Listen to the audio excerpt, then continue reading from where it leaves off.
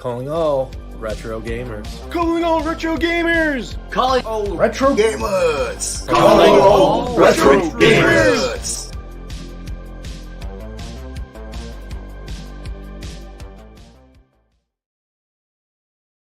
What's going on, everyone? Welcome to Calling All Retro Gamers, your bi-weekly excuse to hang out with two dudes and talk some retro.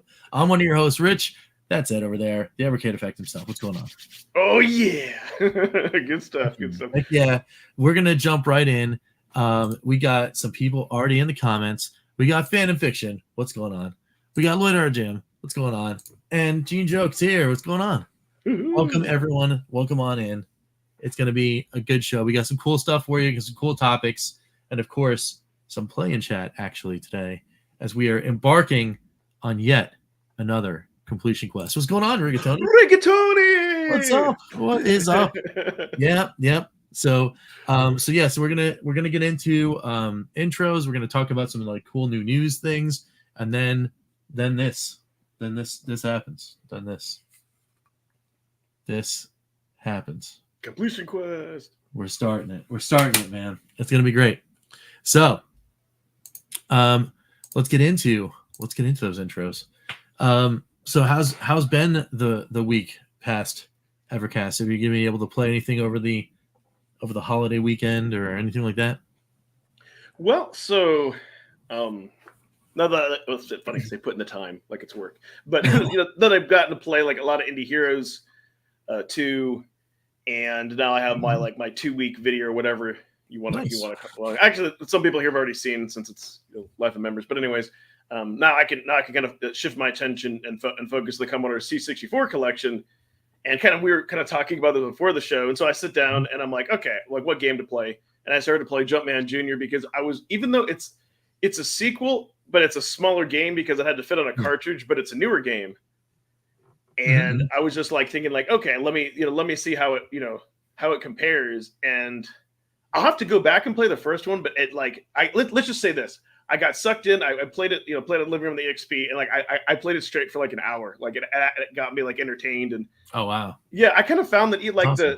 the sounds and everything weren't as annoying. Like they kind of polish up the music, like the death intros. The only thing that you had to figure out, and I looked I guess when you look at what Katie says is the speed, and I guess they did that on purpose because the faster it is, I guess you can get a better score. But once I set it to 3, it was like, for me, that was perfect. Like I wasn't too fast, I wasn't slow. And then the thing that I realized with that game is you have to learn the rules of Jumpman Jr. And what I mean is you can't play it like a platformer. Like you have to learn that, hey, when you climb the ladders, don't press up or you'll fall down and die.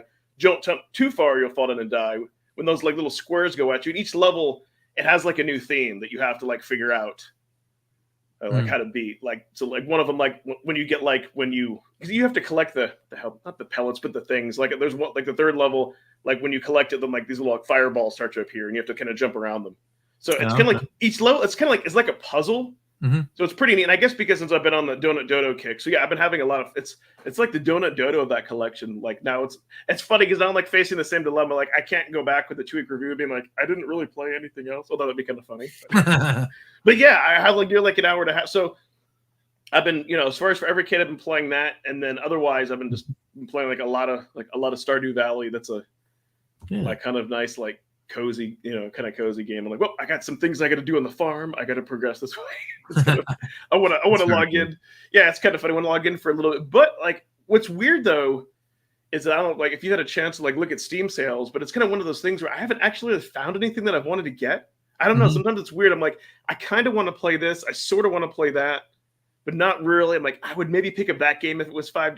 But I'm like, yeah. You know what I mean? It's, I guess, first world problems, but it's kind of a right. Yeah, no, I've been there. I've been in those situations where you have kind of like the video game deluge, and to be honest, I'm actually like kind of feeling it right now on the Everkid side of things, where I'm looking at the shelf and it's so daunting. Because I'm so far behind. I am definitely further back than Crow, trying to catch up for like content wise for the Evercade. And I mean, I'm looking at the shelf and it's just like, man, there's so many games, and then you have like, you got some of the reminders that go on, with the marketing and everything. Like, I watched the the Blaze Twitter and Evercade Retro account and all that stuff. And they keep saying like, oh yeah, it's over 500 games and over 50 collections, and it's like you start doing the math on that, and you're like, yeah, it's daunting. It's a lot of games. It's a lot of games, and it's like, man, I just don't know. Well, a good place to start, because you're if you haven't caught up like on Sunsoft 1, mm-hmm. that might be a good place, because Sunsoft 2 will come out. Yeah, I mean, I'm like a stickler with it, kind of like Crow, as I've got to do it in order. I must. You got to do the Dukes. If you have not, I must do them in order. So what's next then? So I don't know. I think I finished Indie Heroes 2. So I got to do Pico 3. Oh, wow. It's Pico 3, Sydney Hunter, Sunsoft. I did Full Void. I skipped ahead. So Void's already done. So that one I'll probably just, instead of doing a fun for 5, I'll just do a review of Full Void, because we played it.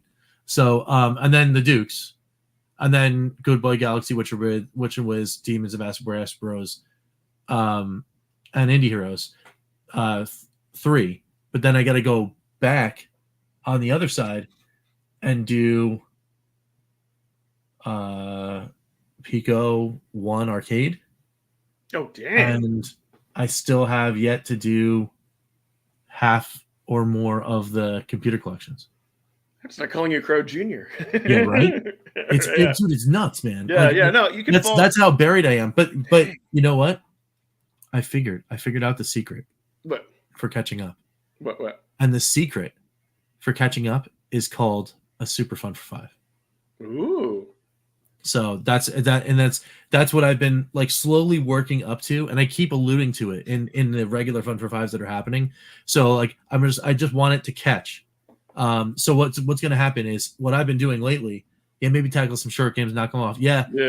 I mean, well, I think that's what happened with Full Void. I mean, it was just the full-throated recommendation from Ed here is like, you have to play Full Void. And I was like, all right, fine. I'll just make it the completion quest that I'll do right before I get sucked into Sega Master System land for like my second favorite game on Sega Master System of all time, which is great. But I was like, all right, well, it'll force me to just do this. And it was awesome. It was 2 sittings and it was great. It was a great time. But on the Polymega side of things, right, I've been trying to catch up and then get through all the games that weren't on Evercade that are part of the Pico collections that are embedded on the Polymega. Because as soon as I update it, I'm going to lose them all, right? That's the whole point. The whole point is do the Fun for 5s for these games and say, hey, this is a historical documentation of everything that was on the Polymega before I did the update. But I'm very specifically doing Fun for 5s, like full regular 20-minute episodes of Fun for 5, on the ones that are not on Evercade. Because all of the games that are going to be on Evercade, I'm going to do a live stream, and it'll be a Super Fun for 5 on all of the games that are also on Evercade and on this Polymega list. And then we're going to do it. So I did find one, though. I don't know if it goes away or not, but I'm going to do a Fun for 5 for it anyway. Aren't you going to get it back though in a firmsafe update? I thought, didn't they? Yeah, they did the deal. They're going to come back, but the firmware update hasn't been out yet. Oh, okay. That's why you said in that other. That's why you said in the your Lay's video that they're going to go away and come back. And exactly. Yeah. Okay, yeah. that's okay. So like they goodbye, and then they come back. Yeah. So like that's what's happening right now. And it was all licensing. It was some kind of licensing agreement. And they worked it out, which is great because that's great for the fans. But yeah. So this whole thing with going through all the games, the game I just played today, Legend, I'm going to tell you guys right now. I know it's like not even close to Beyond the Watershed, the 10 o'clock moment, so we can talk about Evercade things. But I'm telling you right now, if Legend isn't on Pico 5 or Arcade 2 or however you get on there, they're doing it wrong. The game is really cool. It's super cool. And like, so if people were like, oh, you know what, I really want another side-scrolling beat 'em up, kind of in the vein of like a Golden Axe, or like kind of feels like a Water Margin, like that kind of thing, then you got it. Yeah, it does, right? Cool. And it plays like it's a little slow, but Golden Axe is a little slow. So like it looks like Water Margin, plays like Golden Axe. like to the T, to like also to the fact where you have to like grab whatchamacallit. So you have to grab potions and then you can like build it up and then like perform magic, and it's like full screen, like screen kill on the basic enemies. Doesn't do as much damage on the bosses. Is it an arcade game or?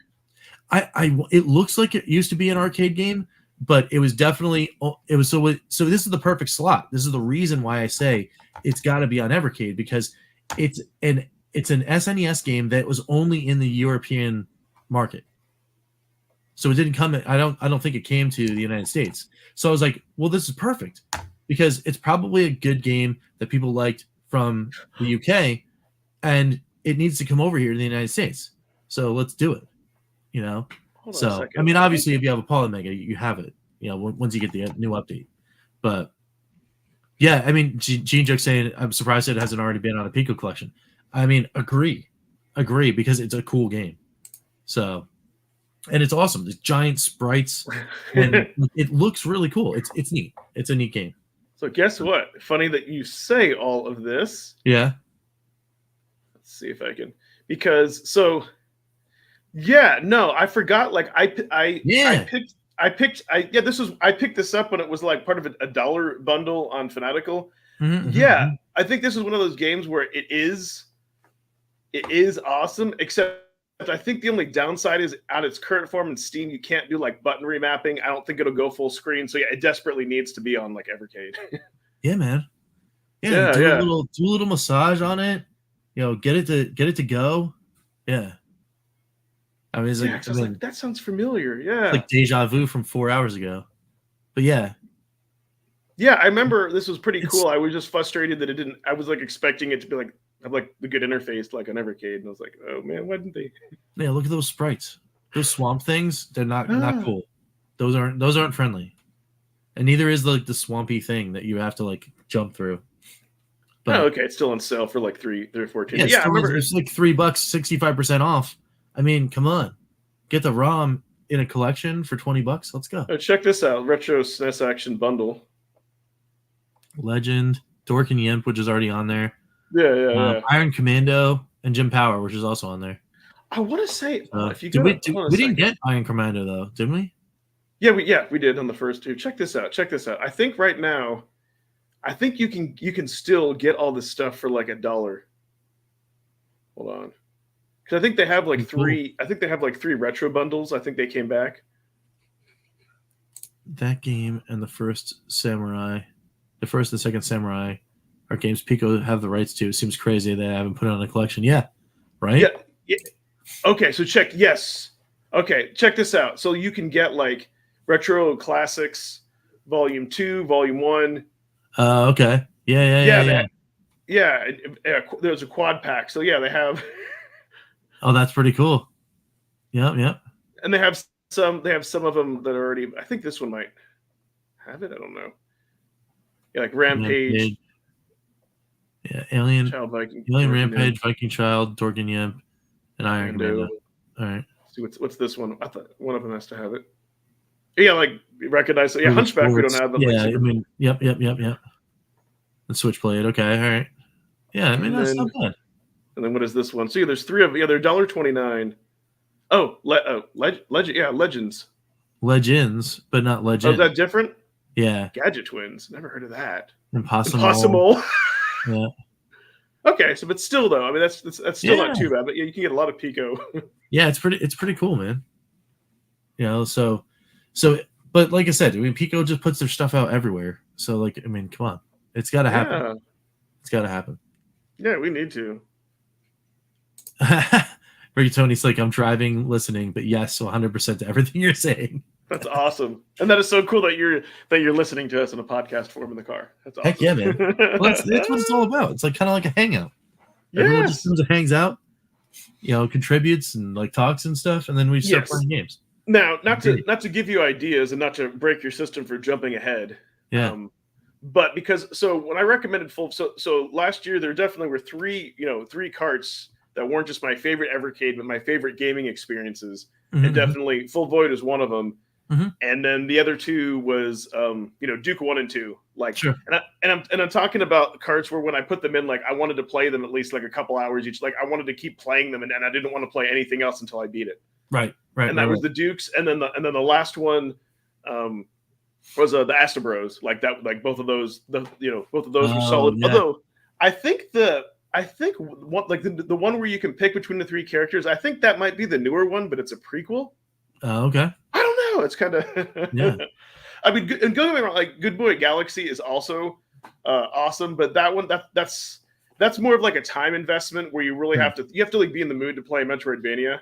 Yeah. And I haven't had that, like that. I can already tell it's a solid game. Like I have enough to do a fault video, but I haven't had the time to go through and completely beat it, especially since they updated the cart. Now there was like some missing content or an extra level when you beat it, and like Blaze added all that. So yeah.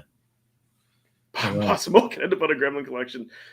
So yeah, the one way I'm envious that you do get to play through all those again. But those were like my favorite, and then maybe Sunsoft being a fourth for the nostalgia. Oh, another thing. This is a long intro. Another thing before I forget that I was kind of hoping one of us may have won. What was it? The last Video Gaming Monthly thing, like they were giving away, like I think Zelda. It was Gold Card Zelda. Yeah. Yes.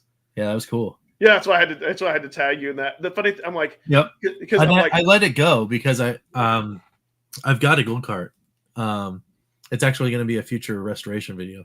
Oh, nice. It's my brother-in-law's. Ooh. So yeah, he had donated it to like the retro museum downstairs when we had the original studio, and we found it and put it in the bin after the cleanup. So I was like, oh, you know what? I'm gonna have to give this a whirl, right?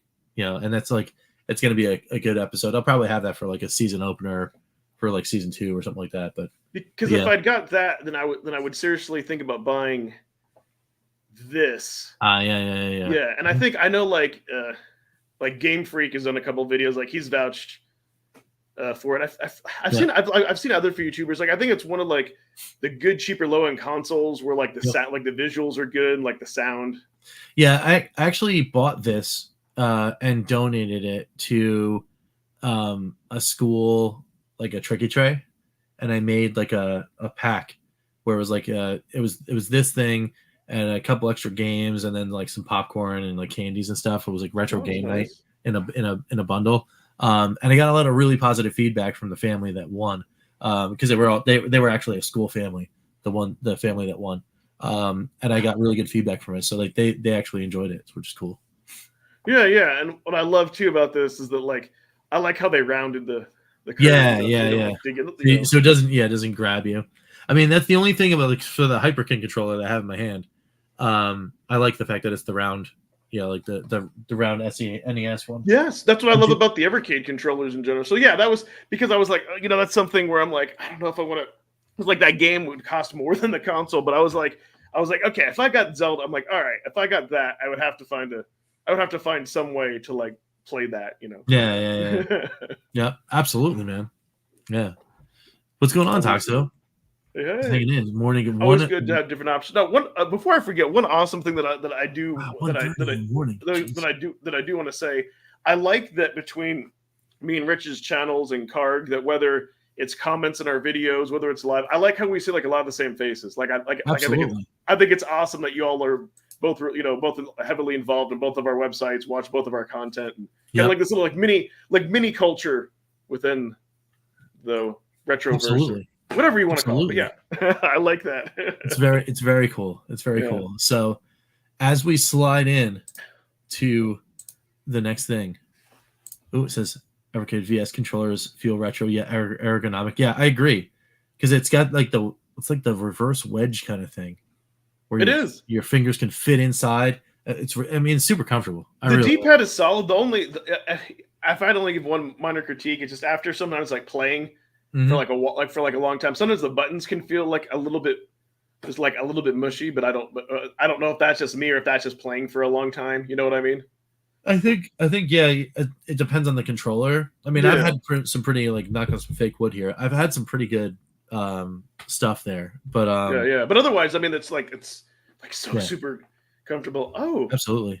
Did the Evercade magazine go away? Yeah, I miss it as well, and I actually am in regular talks with the crew because it's all the guys that run the Evercade Phantasy. They're all part of the editing and stuff like that. I think it wound up being like there was a lot of life happening, and those that are in the GTC like yourself also know that life does happen a lot, and I think there is a lot of that going on over there with the gang over in the UK. This is it's just a lot of like like they're super busy. They got a lot of like stuff going on and like work and like that kind of stuff. But they are working on them. They are working on it. So it's just a little slow on the finalization. But I believe that there'll be another episode or another issue before you know it. So that'll be cool. Yep. I forget those are available digitally too. Yeah. They do digital, and then they do the thing there. Yeah. No. Yeah. And it's not like they're not going. They're not going to stop doing it. It's just that it's been a little bit. Yeah, I bet it's a lot of work putting together a magazine. Yeah, Liam is great. Yeah, he's awesome.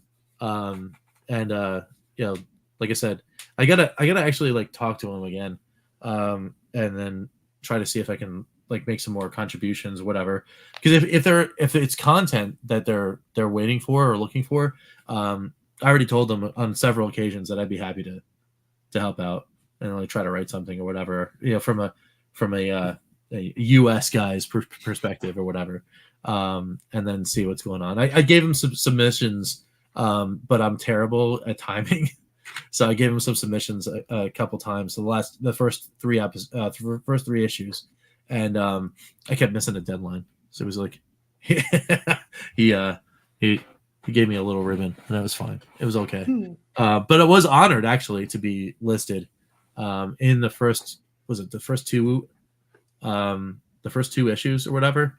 There was my interview for the channel, and then I'm listed as the staff, like part of the staff or whatever. So that's cool. I thought that was pretty cool. So and that's like a life goal too, like like be a dude on a magazine or something like that. That was cool. Retro Titans also interviewed on the podcast. Yeah. We're stalkers.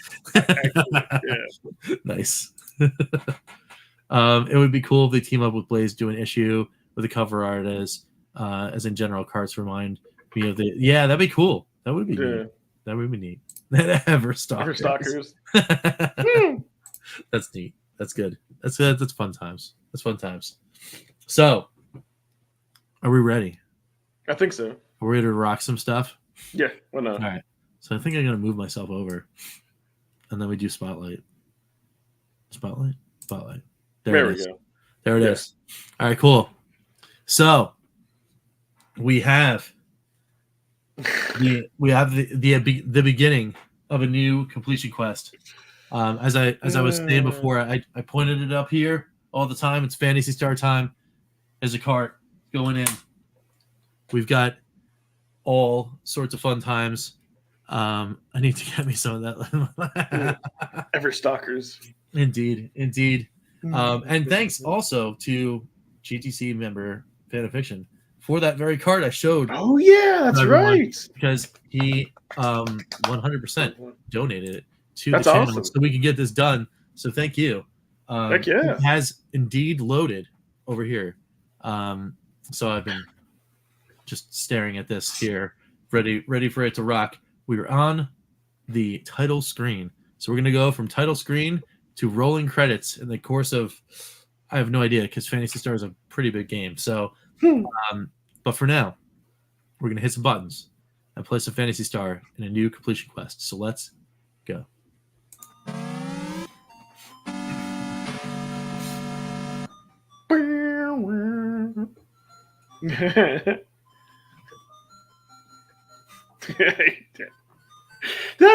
That cracks me up in your videos when you just like do that, like you just like bust, like there's like a good chip tune and you just like it's just the best. I love it. I love it. I love the chip tunes. This is probably one of the best SMS soundtracks out there. It's this and Golden Axe Warrior, and there's a couple other games. Zillion had a pretty good soundtrack. I mean, it's good. Yeah, I bet you do. Right. Yeah, that'd be cool though. That'd be rad. Yeah. I know like a long time ago they wanted to know if I wanted to write content, and I wasn't like, I'm like, man, I wasn't sure. Like an interview would be easier, even if it was just like, hey, Yeah. we're gonna ask you these 10 questions. But Yep. Yeah, I mean, maybe that's it. They're like, reach out to Liam. He's on the Yeah. Facebook. You reach out to him and be like, oh, hey, man, if you want to do like an interview or looking for content or whatever, just hit me up. And then he probably will. He'll be like, oh yeah, here, fill this out. And that'd be rad. Yeah. So before I go any further, how are levels? Are levels good? You can hear music? Yeah. All right, cool. So if everyone can hear the music, I'm about to hit this button, and then we can continue talking. But yeah, it's been a while since I've hit the button in earnest. But this is going to be one of those. In the very beginning, it's really it's all about like getting things in order, and it gets real boring because you have to keep going out of the first area. I'll explain as I go. You have to keep going out in the first area, and then just bloop, bloop, bloop, bloop, bloop, and then go, and then bloop, bloop, bloop, bloop, bloop, bloop, and then go. So that's awesome. That works on two. That works on 2 levels. I like that. That would be funny. Yeah, I like right? that. Phantom Ghost Rider. Yeah. That's oh, good. You know what? That's good. brilliant. Good. Phantom. I bet that name is inspired from that. That's brilliant.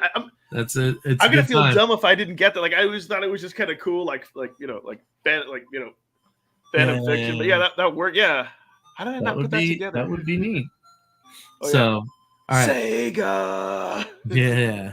But then again, I kept calling Retro iHeartRadio, and I thought that's true. No one corrected me. That's what I think was funny. Nobody.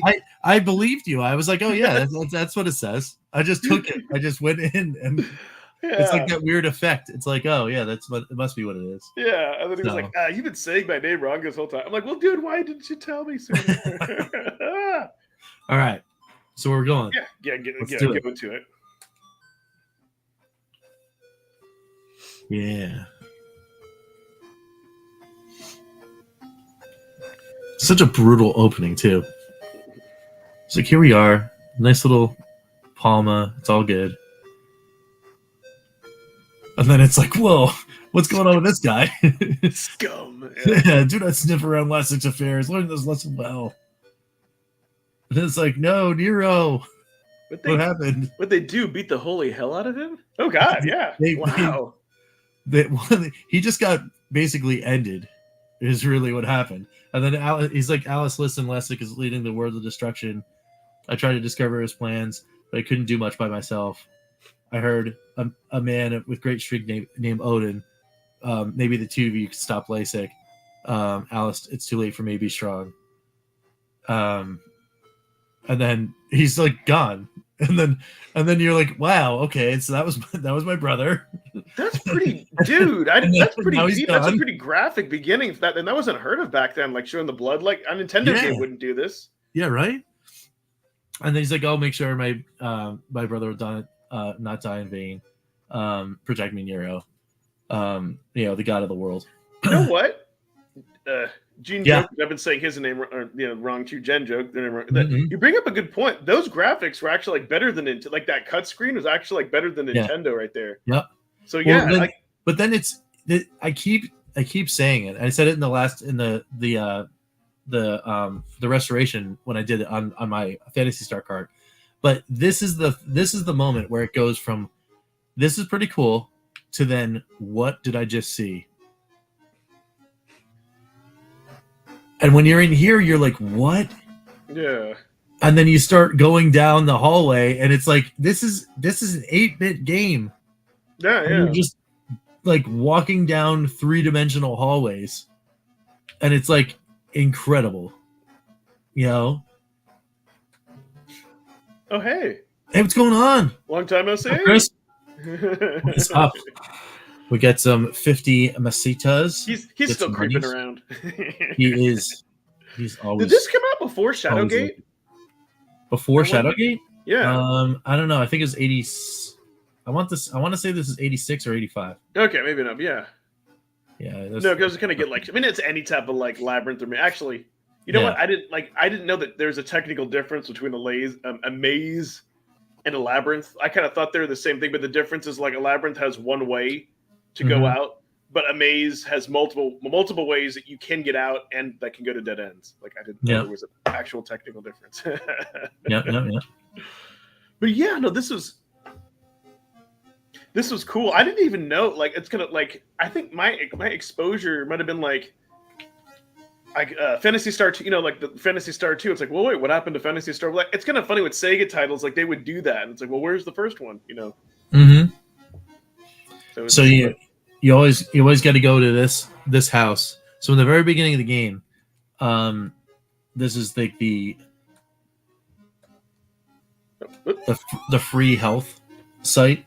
So this one right here, you're gonna see me walk up to this house like 50 times. Oh, nice. So then you can go into the shops, and then some of them have just like the regular healing items, so you can stay out a little longer.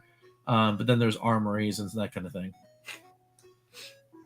Let's see what we got. Flash, escape or transer. All right, we don't need. See, what also was really neat about like Phantasy Star is I felt like they took a risk to do something different, and that they made like instead of just making a typical fantasy, they made like a sci-fi fantasy. Mm-hmm. Which was just like they kind of like combined the two, which is just like awesome. Like there's bladed weapons, but it's like future tech and things, and it's just like it's crazy. It's crazy. So it is really cool. Like all this stuff, I definitely like missed out.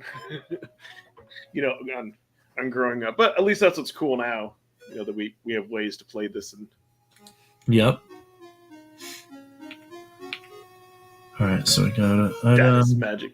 I love that. Like how all the game. Like at first, I think like I wasn't ever sure Final Fantasies if it was a combination of I think it was a combination of translation and then also like limited characters. Yeah. Yeah.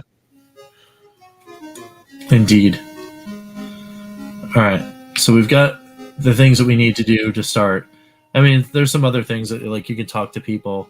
Yeah. I think somebody, they need a dungeon key to unlock doors. This is like like basic RPG 101 where you have to go and talk to everybody to like get things done.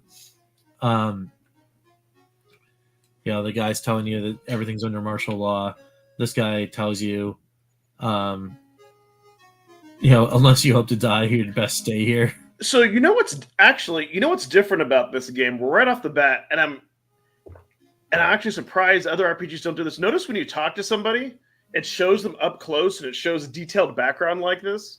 Mm-hmm. Versus like even like in like Final Fantasy, like another game, like you just talk to somebody and just the bubble appears, like it doesn't actually change the background. Yeah, right. And show you that I guess they kind of realized like, hey, we can't show this all the time, but we can show like a better detailed graphics up close, and kind of blown away like how I noticed like the buildings and everything are like they're like drawn like 3D and stuff. Mm-hmm. Like it's pretty neat. Like it's pretty neat that they put a lot of effort into the art style of this game. Yep. Like a lot, it seems. Yeah, it's really cool. Yeah, I can see that. Yeah, like those those are 3D, and like how they even have like the sky like split like man. Mm-hmm. Yeah, because I was like, wait a second, like maybe modern RPGs that might do this, but back then they really didn't like do unless it was like a special like cutscene. They didn't do these close-ups. Yay! I wish I could help you more. I pray. Yes, but he helped me in ways that he does not understand yet. So what did that? Now we have the pot. Oh, okay. Yeah, the little do means you get something. Oh, okay. It's usually a key item. And then these guys basically tell you to get pound sand. That's funny that call it pot. There's like those green branches around you. This guy plays the part of Gandalf. That's what I was gonna say. Yeah. That's the Gandalf of the game. So in order to pass, you need a passport, actually. And there's only one way to get one. And this is here when you have your party, more than just Alice here. You can go here to the church, and then you can like resurrect somebody if they got KO'd. But they also tell you how many experience points you need to each level for each character in your party. So you can you can just go to any church and you be like, hey, how close am I to level? And then it'll tell you. Otherwise, you can't go to the status menu and see that. You have to go to talk to the. I think you can actually. Okay.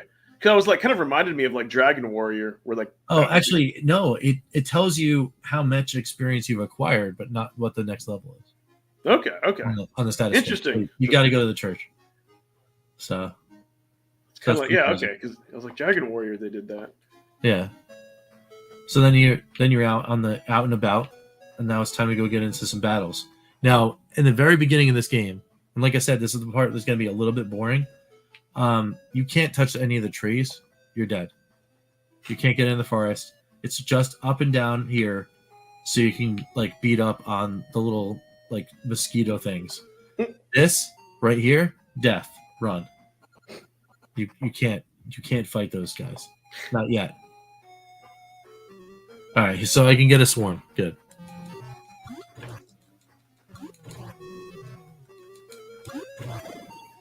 All right, we killed the swarm. You got 2 experience points. Woo-hoo. You open it. Oh. So sometimes the chests are trapped. So we got 3 Masitas, but I probably just took like 10 damage. Ooh. Yeah, so I took 8 damage just from the chest. So now I gotta run, and I can't go in to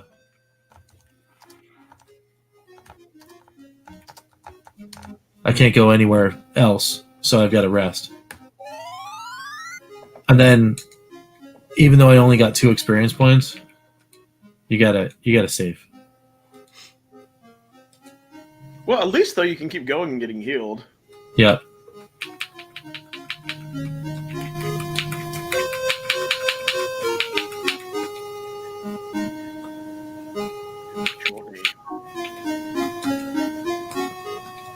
Okay, good.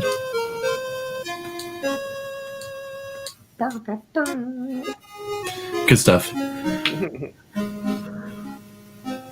tell you the exit. That's kind of cool. Yep. And I say that because, admittedly, sometimes in RPG, I'm like, how do I leave the town? It's like, you don't know. And then there's like another. This is like another town that has different stuff in it.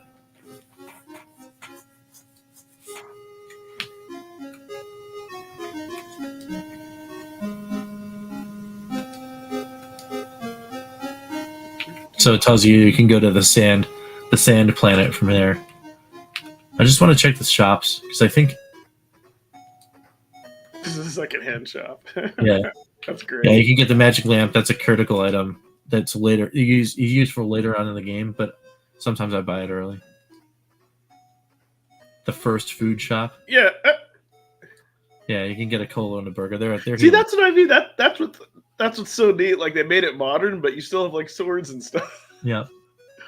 Yeah, so I can get the iron sword. So I'm probably gonna go and level build for a little bit, and then try to get the sword. I already got the leather shield, so I'm gonna get the sword and then walk over to the town. It's not too far away, but I'm not going anywhere near it right now because again, this is an early Sega Master System / you'd find this in NES games too.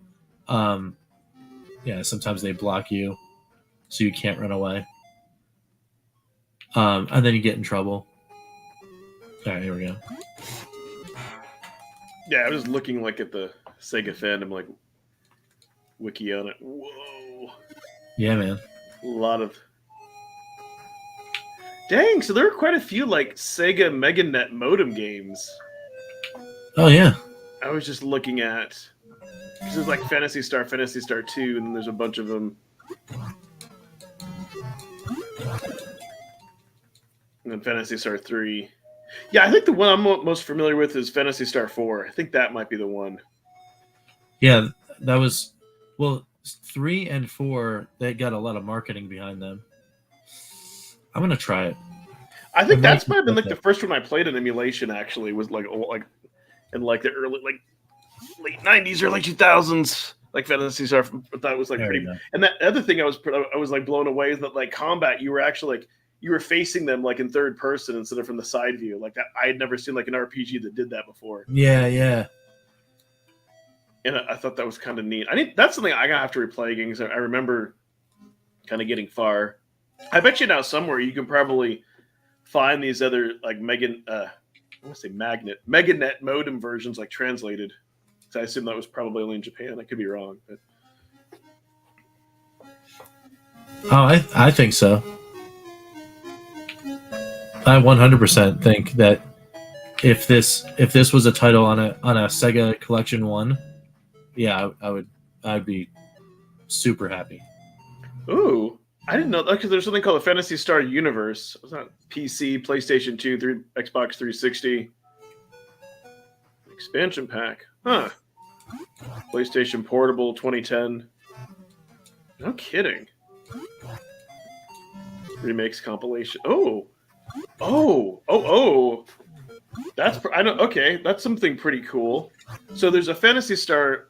Oh man. So there's a Phantasy Star collection for the Sega Saturn that's Japanese with this.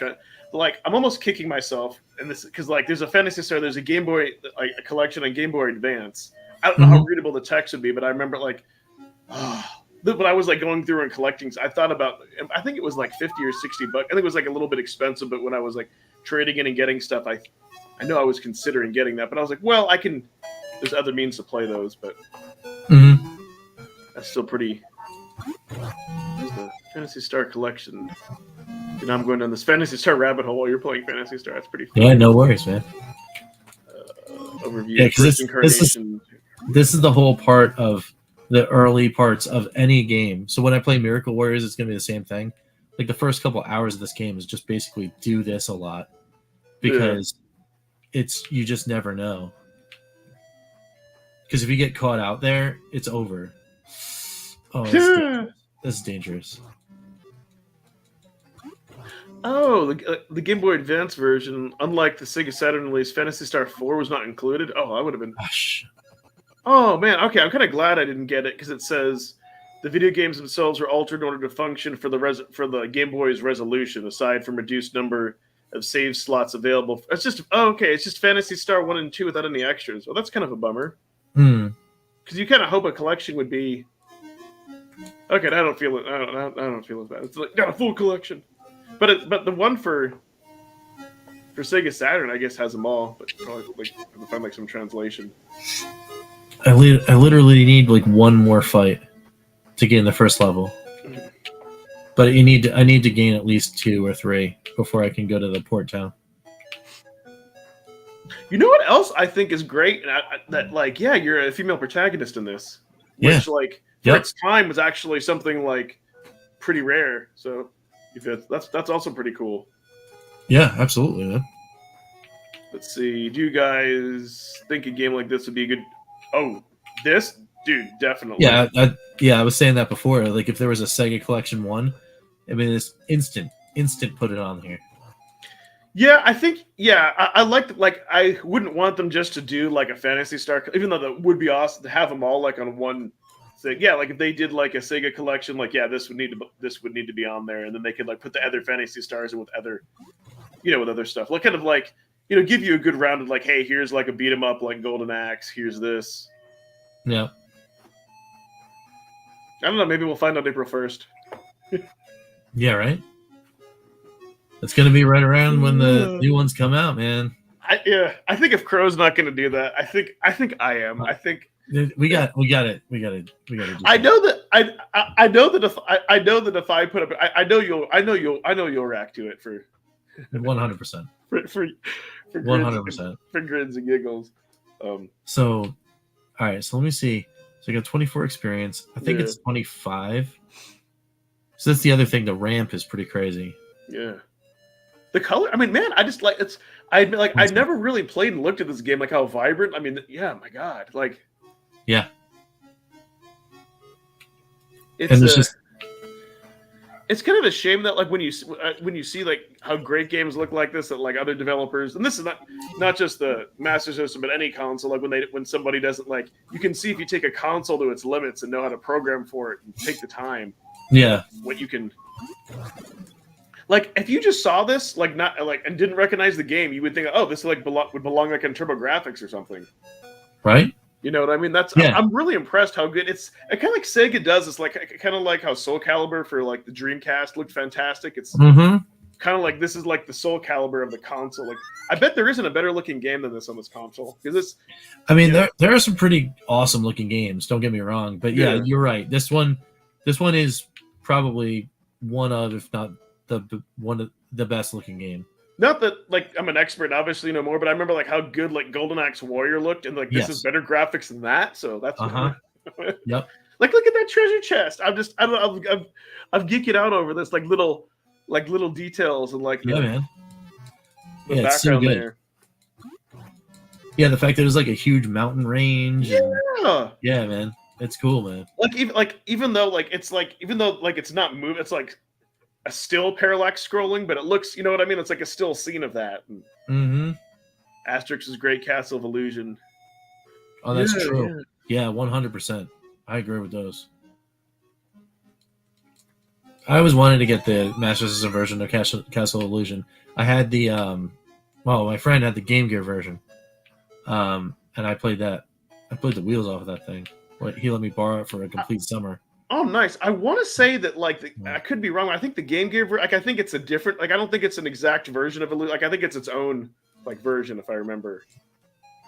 It's its own game. It has different levels because I remember even the Genesis version and the Super Nintendo version, they were similar but they were different. And I think that so there were levels were different, but yeah, all I can say is that I remember growing up loving those Disney games.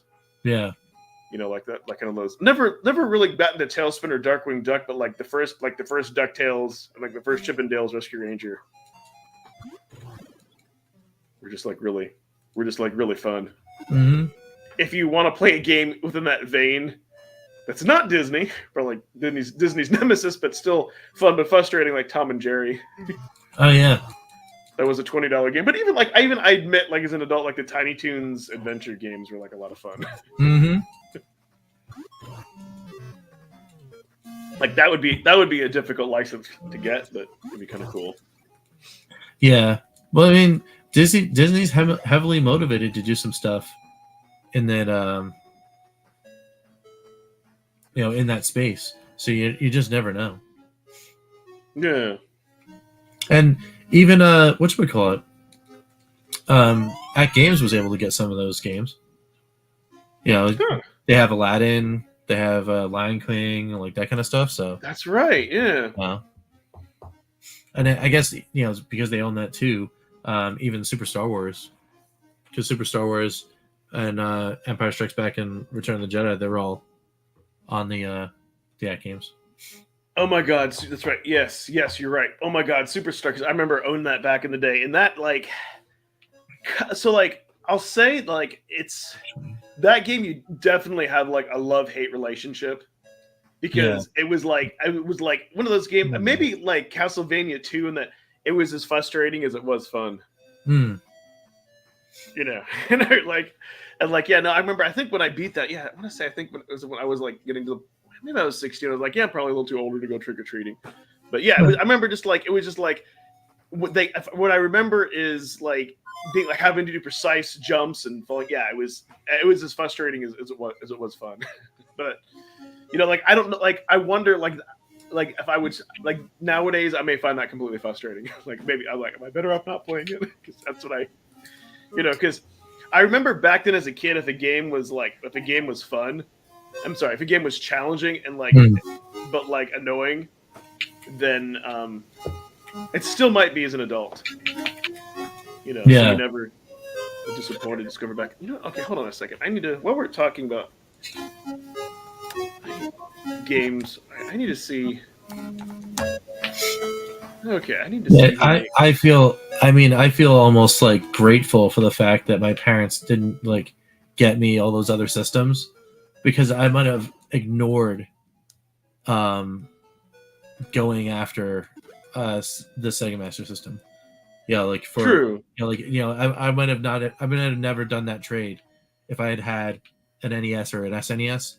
Yeah, definitely. My buddy Angel, he'd be like, "Oh yeah, I want to." I would have been like, "I don't know.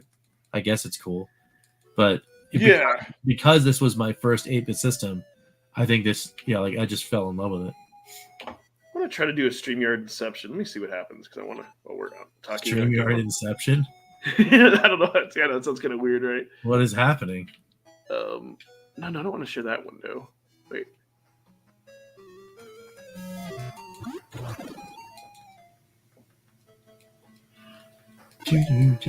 Oh, there it is.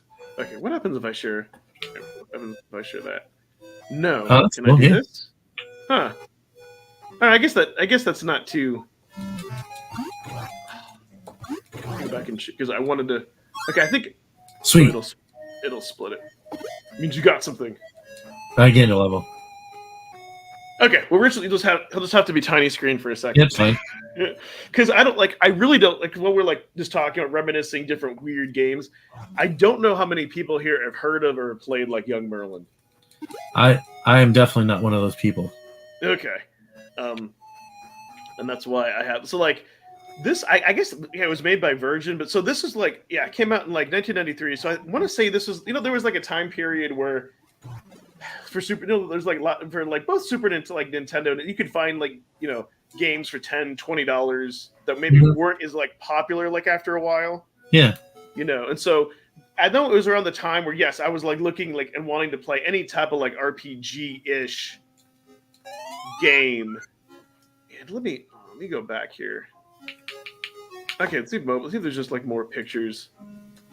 Okay, so here's kind of some of the graphics, but like this is definitely something that would like belong on Evercade. And what like it wasn't like so it wasn't like a point and click type game, but it was definitely it wasn't an RPG in that you had like turn-based combat, but you definitely had like to collect items and you had to go to the place and you did have to like do the thing. Yeah, that looks cool though. There's a trailer. A host of evil creatures has besieged the once pristine Nice. as the Shadow King is directing his minions to invade, corrupt, and destroy all things of beauty. Merlin finds himself in this enchanted land after being swept away in a river. Armed with an arsenal of magical objects, Yeah, that's how you enlist the aid of the Lady of the Lake and destroy all the evil minions. It takes skill to penetrate the Shadow King's defenses and crush him forever. And young Merlin from Virgin Games. So That's pretty cool. yeah. Oh, it's still.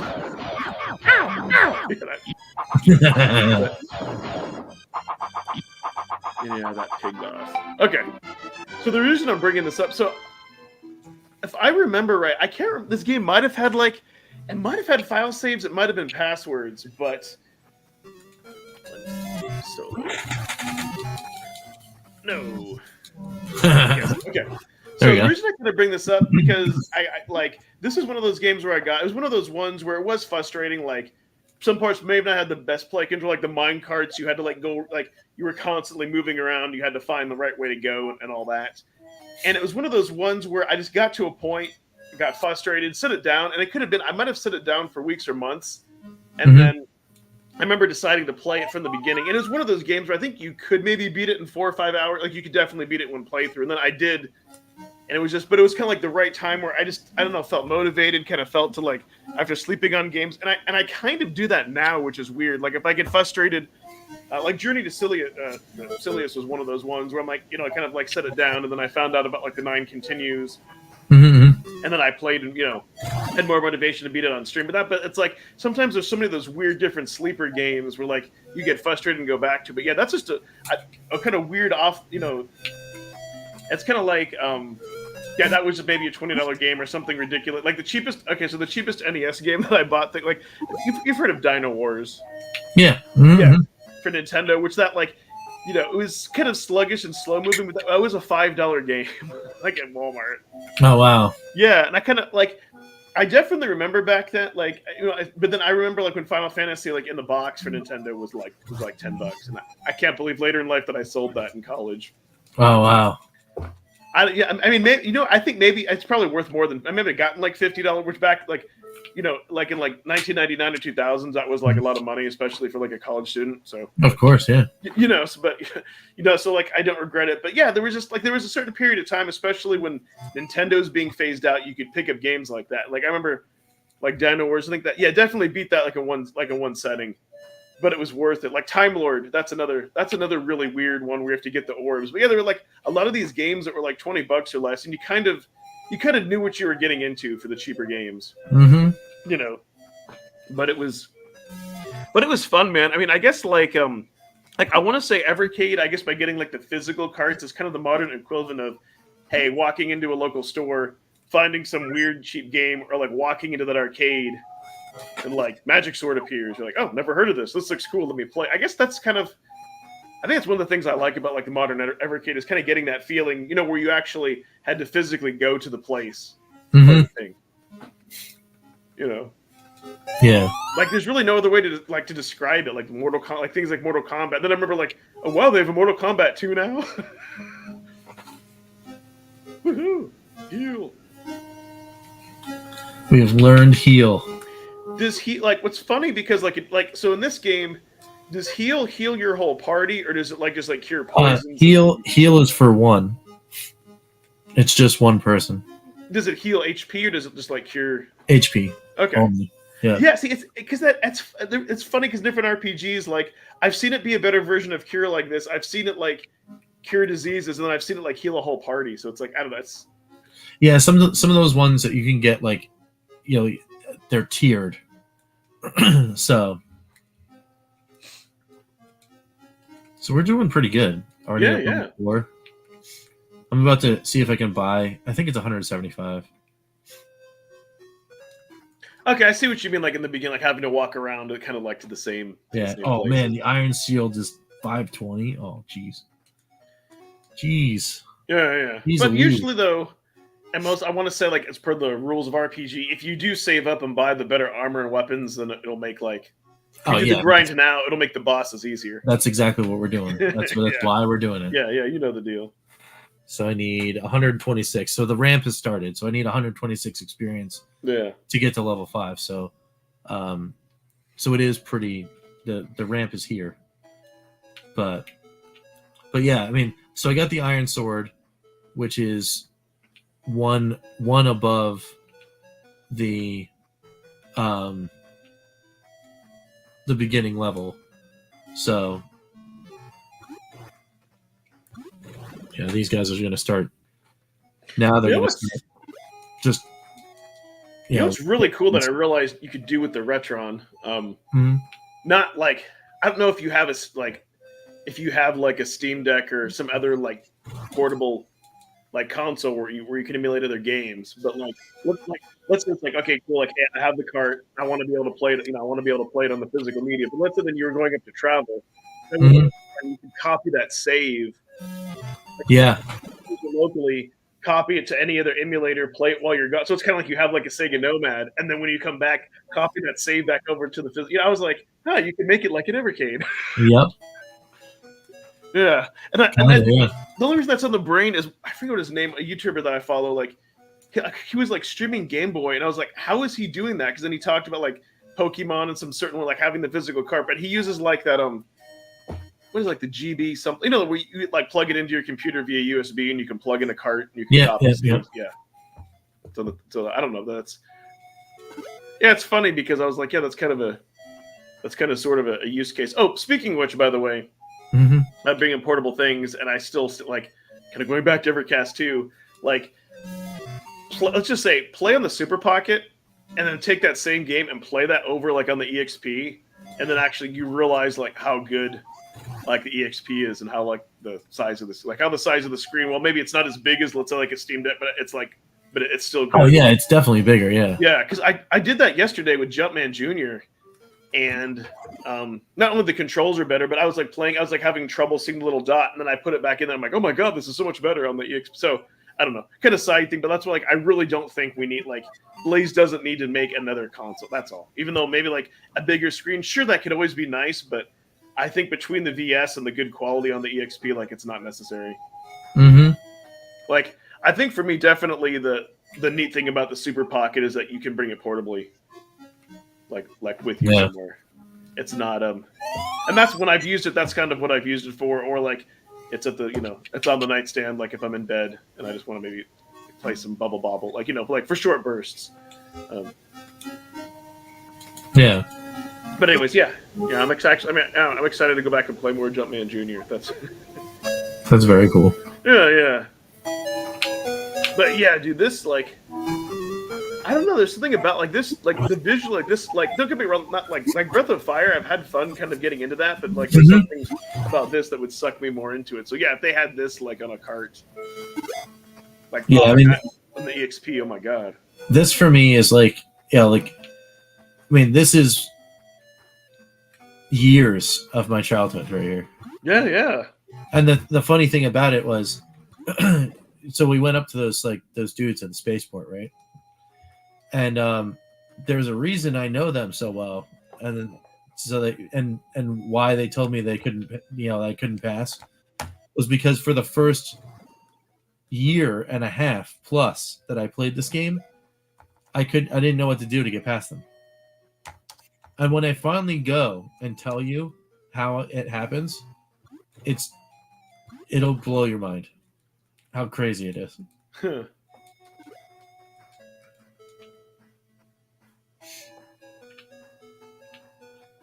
Maybe I can sneak down here. Oh, I don't know. Just to kind of show people.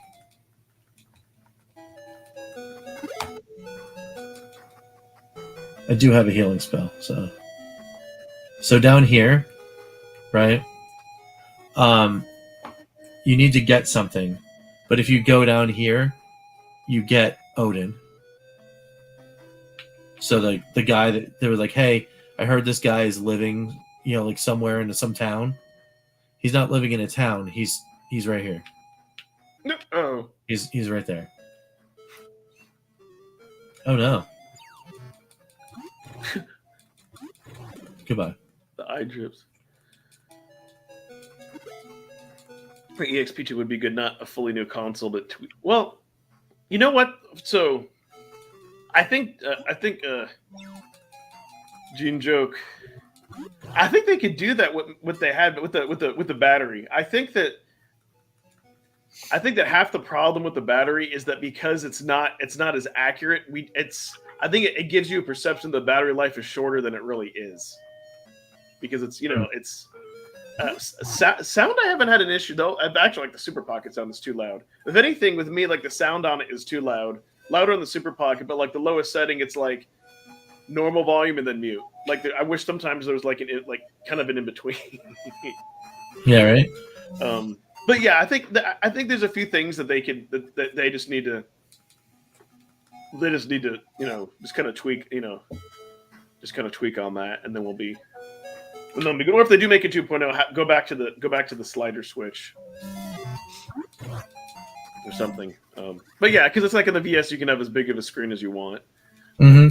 But I go back and forth between which one that I want to play, which one not. But it's funny because like sometimes I'll be like, no, I'm not in the mood for handhelds at all. And then I'll be like, I want to play it. But yet something like the Steam Deck, I don't know, like that, because it's like the only like that I've like never like played in docked mode, except for when I've captured footage from it. So I don't know. I think it kind of just depends on the console and whatnot. And that's why I think would a bigger screen be better? Maybe, maybe not. But then again, you have the VS. So that the only other thing too, I don't know what it is, but like I don't know if it's just vertical handhelds, but that size, like for me, it gets really uncomfortable, like after a while. Yeah. Like with my aging hands. If anything, as far as like having sight set on a console, I've been watching a few videos, like the Nintendo like DS Lite is actually pretty cool. Because like I think it's one of the older systems for Nintendo. It's like it's still good quality if you can find what the shows like the LCD screens, and then you can get like R4 cards. So if you want to get like a flash disc, you can get cheap ones or like a new one that was released only $24. So you can, if you want to be able to play because really I haven't tried it in emulation, but I've heard because of the dual screens, it's like the best way to play that. And there's like other RPGs, like improved versions of Chrono Trigger, like Castlevania, and then it has the bottom slot So it's like you could also even put a flash cart in there, or like I could also play Game Boy Advance cart. So it's kind of and that's kind of neat. Like that's something where it's I think you get like even like I want to say they're between like $50 and $100 depending on condition. Like PSPs and older stuff like so it's kind of fun. Like some of these like older handheld consoles are actually kind of cheaper, and then if you're worried about the cost of games and whatnot, then you can like soft mod them pretty easily. So I don't know. That's kind of, and that also has like a clamshell design to take with you, even though it's a little bit bigger. I did find there is a drop-in 3-inch screen you can get for like for a Game Boy Advance. You don't have to do any soldering. That's kind of cool. Yeah, it's kind of actually. Let me see if I still have that. But of course, I would like if I'm going to do that, I would need like a new shell. But I'm probably new buttons. But maybe it's like okay, fine if you do that, $100. I don't know.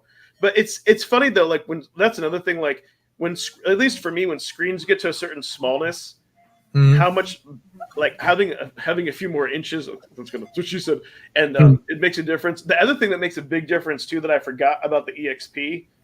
Of why things look a little bit clearer, bigger is because it's a 640 by 480 resolution instead of the 320 by whatever. And that's what the Super Pocket is, and that's what the OG Evercade is. So that's why things look a little bit better bleh, on the EXP. Let me see if I can find drop in. Okay, retro funny plane. No, it's for Game Boy. Oh, no solder? No. Oh, I know what. Okay, hold on a second. I actually have the YouTube video of it bookmarked. Nice.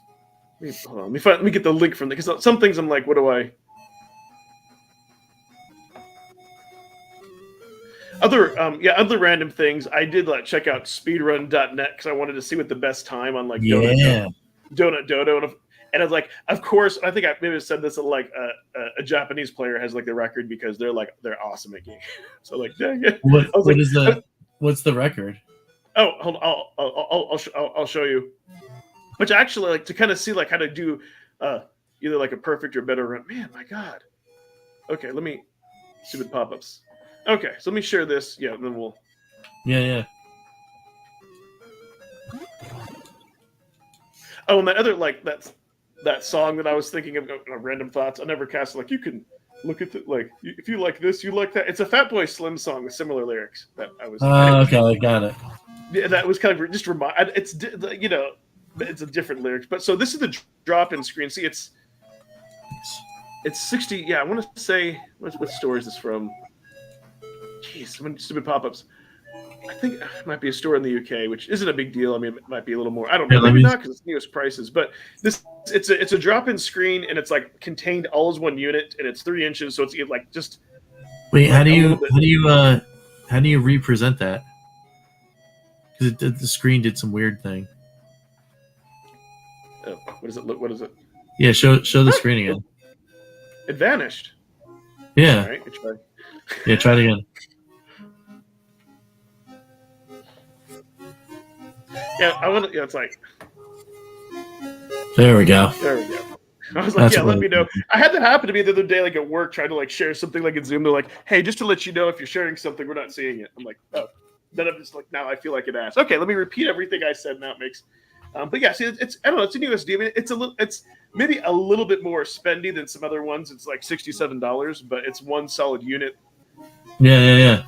There's just sensors, and it's 3, and it's like they squeezed out a tiny bit more space. The normal screen is like 2.8, so it's 3 inches. But if I did that though, I would also get like a shell and new buttons because mine's kind of had So I mean, you're probably looking like at $100, but still, if you do it, if you do it yourself. Otherwise, if you want it if you're gonna pay to get like a modded SP, it's at least gonna be like I think like $200, $250, $300. I think like $300 now. Yeah.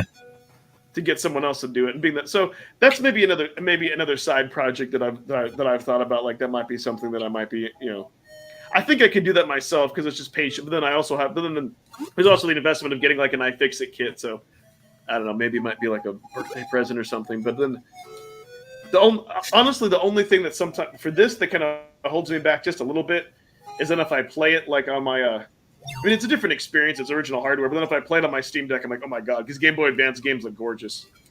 So, you know, and then it's like instead of that, then you can of course get like the funny playing like colored Game Boys that you put together yourself for about like that same price. Yeah. You know, so then it's like, how bad do I want to play Tetris in the proper aspect ratio? Or then of course, I'm sure some of you will recognize what we're doing show and tell. I like this, an Inception within an Inception. That's what I. Yeah. So like, I don't know. Like for me, like this Donkey Kong is like extremely nostalgic. You know, the Game & Watch. Yeah.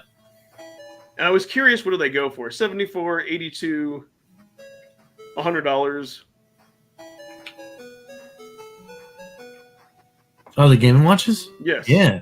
This one in particular because like I remember at the time I want to say that like the little ones from Radio Shack, like playing in Tank Battle, like, you know, that one was just like small one screen, and this one like folded to two screens. Yep.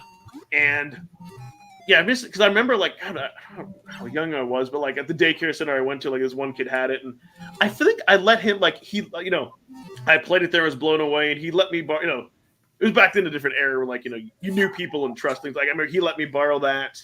I maybe let him borrow like a few other of my handhelds, and I remember it was one of those things where like I told like obviously he didn't want to trade, but like I you know, like I would have, and then. You know, then I think it got kind of just one of those things that it was cool for the time, but then once like Nintendo came out, then I kind of forgot about these like little like handheld consoles. But yeah, this would be just like pure nostalgia. You know, like this, yeah. I would kind of feel like the way that I do like with my EXP, like I don't know if I want to bring it anywhere because I'm afraid of it getting damaged. You know, because it's like yeah. So the collector's thing. But yeah, I was just curious like how much. Oh, of course, there we go. Here are the close-up pictures. I hate that StreamYard doesn't follow me. Have you guys? Hey, greetings, programs. What's up? Crash Line, good to have you here. Everybody says that. Have you guys seen this? Might be interesting. Seen what? Is there like a link? Oh yeah, you know what? If you put a link in, though, YouTube might eat it. Yeah. So put it without if you have a link, hit I guess hit us up on like X or Facebook or something. Yeah, I was gonna say we'll put it in the chat without like the www and the .com. Yeah. Yeah,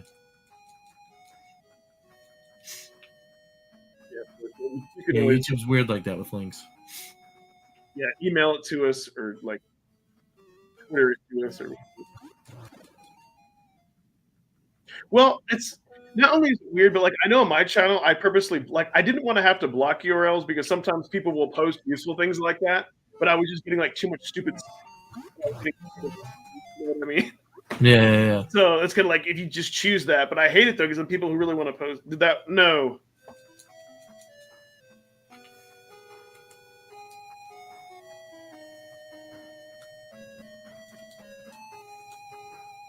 Like since Rich is playing, you know, send it to like just email the link to Evercade Effect at gmail.com. There you go. Oh, there you go. Yeah. Instead of typing in calling all retro gamers. Yeah. That might be easier. But either like one of those, both of those will forward to my main Gmail. Either one of those two. Huh. And I'll share. That's when I was like, just put it in the private chat. Oh yeah, they don't have access to that. Yeah, because that didn't work. Or just like private message it to me on Twitter. So I unblocked it so people can.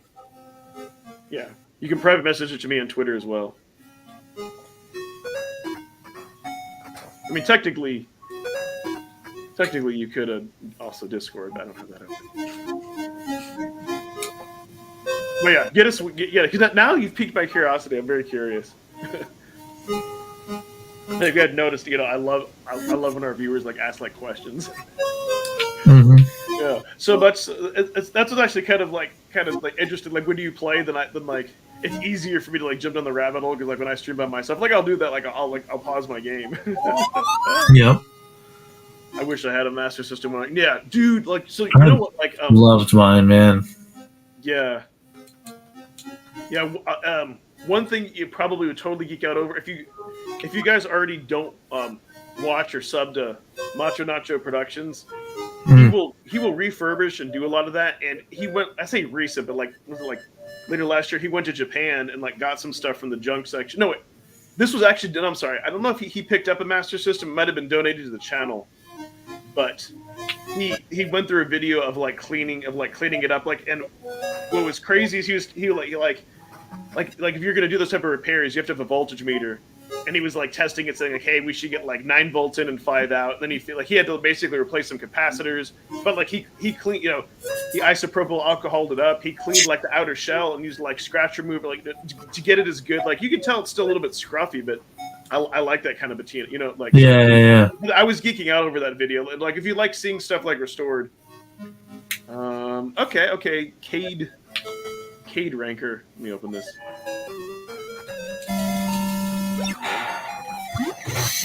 Manage collections. Okay, so what?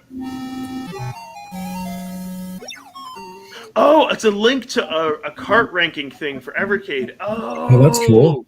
Here, I'll put this in the private chat so you can see it. Yeah, man. Okay, you know what? Let me share. Okay, very cool.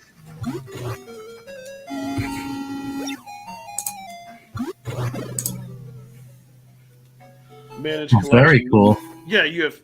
Okay, so it's like you have 53 games in your collection. Oh wow, there's okay. So what if I do like rank collection? How does this? Oh, to rank a subset of cards. Oh, okay, round. Oh wow. So like, let's say if I pick like I pick like Atari 1, and then I pick like Cathedral. Okay, then I see, and then it's like, okay, now Cathedral of this. You still pick like Cathedral, and it's like, oh, okay, now these two. Oh, that's neat. That's really cool.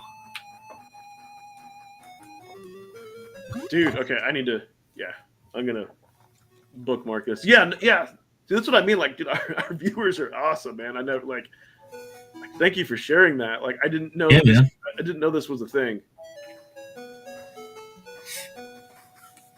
All right, now that I have this, This is an unofficial little fun project that's not affiliated with. Okay.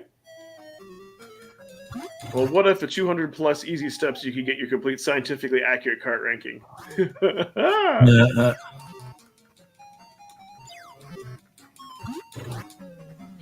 Yeah. No, I need to save. Evercade cart ranker. Yeah, that would be like a fun. Yeah, that would definitely be like a fun video. And it's something. I guess like the cool thing is I'll have to play around with it. But it looks like you can choose like certain cards you want to rank against each other. And you can rank everything. yeah.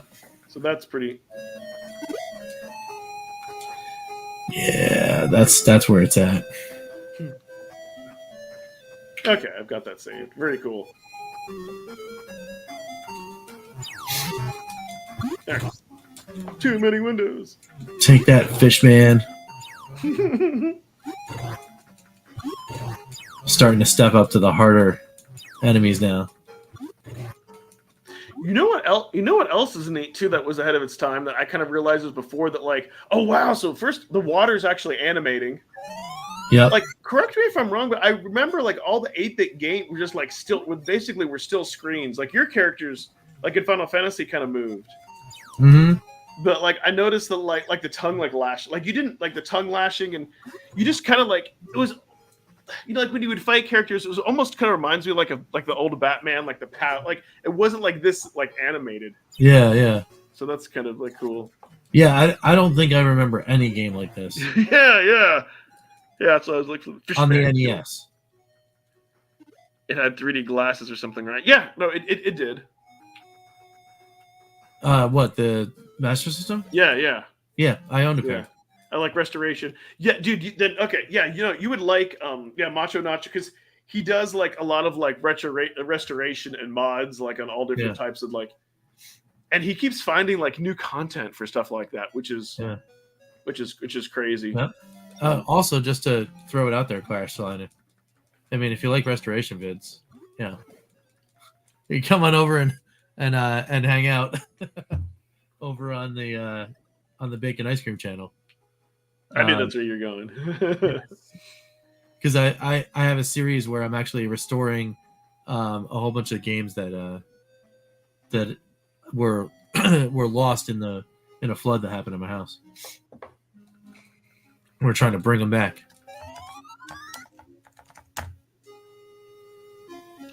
Ironically enough, one of the games that we were able to successfully bring back was this very game as well. But it gets a little weird when I put it in the Retron. It still works, but it's a little funky. Funky. Speaking of 3D, really the only game that... Yes, I've got chat. Nice. Another show and tell. So yeah, those of you may remember like the 3D battles of World Runner. It was for an NES game. And if you press select, then it'll do 3. So if you have like older 3D, like I have like sort of like 3D glasses, like from like the Nightmare on Elm Street box set. It works. Like I don't really know who owns the rights to this, but I was like, if they were going to do like a 3D thing, because you don't need any other hardware. Like they could include like paper 3D glasses like in the actual collection, because those would cost like nothing. Yeah, you got the free 3D glasses. Yeah, man. I mean, it's not like the worst 3D or the best, but Mm-hmm. Oh man. Okay, we'll never get it. It was published by Square. That's why. No. Yeah, it's real shooter, man. Yeah, I know. But yeah, it's just such a bizarre, such a bizarre game. It's just, I don't know. Mm-hmm. I didn't know Square made that. Okay. Yeah, and it's tough as nails too. Yeah. Okay, it's called the battles, but it does say 3D World Runner on the box. I'm like, that's why I called it. Oh, okay, they put it out under Acclaim. Okay. Developer Square. Ah. That's interesting oh yeah, you know what? I've got enough. We'll see if we could do this. This might be a bad move. Yeah. I mean, to be honest, this when it happened, it was more shocking than heartbreaking. I mean, like that stuff came later. You know, don't get me wrong, but yeah, it was definitely a crazy time for sure. Yeah. No, I was gonna say, virtually or remotely. Actually, I got to share that experience with Rich. Of course, I wasn't there, but he was like, it was kind of like, just kind of like when our friendship was just like starting to like form and all that. I think. Yeah, pre-card, but it was just like, but like we had exchanged like phone numbers and emails, and like I get like a text. He's like, this is my backyard, this is my front yard, and like I was like, oh my, I'm like, are you kidding? Like I was like in disbelief. I'm like, you didn't photo? Like, is that real? Like you know, like I was like, you didn't Photoshop that? Yeah, it was like, you know, it definitely was a shock. Like you hear about that, but I was like, God, I wouldn't show like how capable that stuff kind of happens until you see it. But yeah, it was it was that float was evil. I'll say that. Yeah, man. That was daunting. It was just like you couldn't make that up. I was just like, man, dude. It was just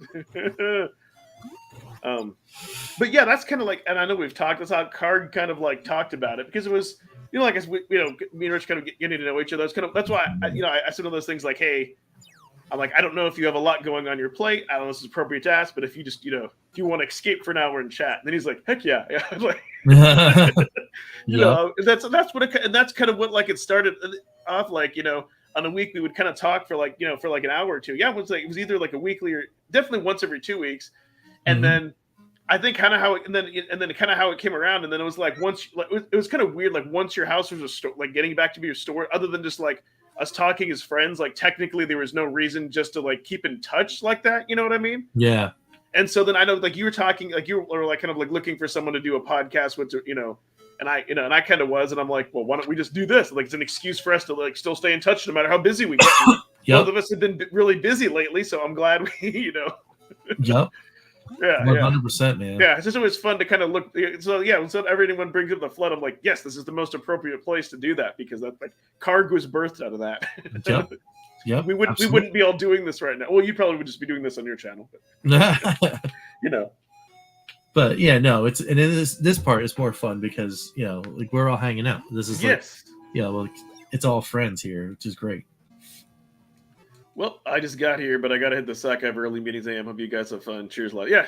Yeah, no worries, man. You too. Yeah, I'm trying to push. How many masitas do I have? 323. Yeah, there's no way I'm getting to the the goal. I was hoping that the Fishman was going to be my savior. I'm trying to get to the 1100 mark. Yeah. I should just go for the Scorpions. Yeah, the Scorpions I think are the best shot for right now. The double Scorpion, because you get like 34, I think. Oh, We're nice. gonna find out. And they were like really easy to kill. Boom, 8 experience. Open the chest. 26. So like 26 per kill. Fish bandit they covered. Nice. Yeah. Dude, doing the fishmen, they're like easily the best grind. But you have to be able to take care of both of them at once. And you need the whatever, the crystal or ceramic sword or whatever. You need that. Because you won't be able to do enough damage without it. Nice.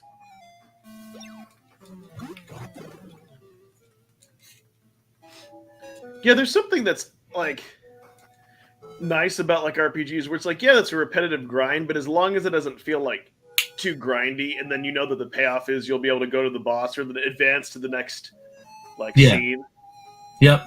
Then I think it's okay, especially when there's different backgrounds. I know that like the initial Dragon Warrior, that like maybe felt a little bit rough because that was, one of the earlier RPGs that that didn't have nearly as good detailed backgrounds. That's Yeah, even the first Final Fantasy was pretty it was good, but it was like, eh.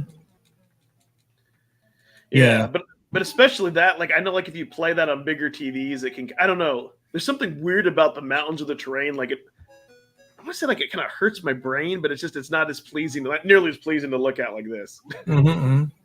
Yeah, engaging combat. Yeah, definitely. Yeah, 100%. Yes.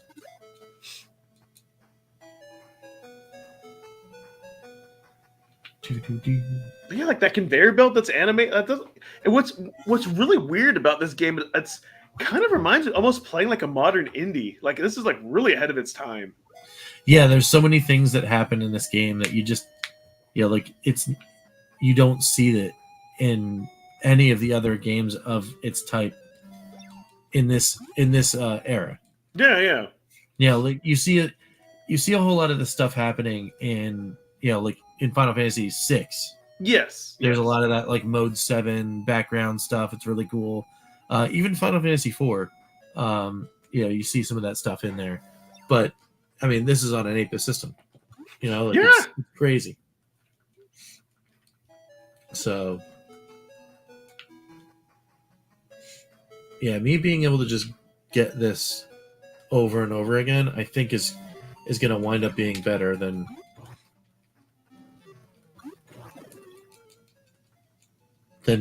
trying to go up and go for the bigger enemies. Yeah.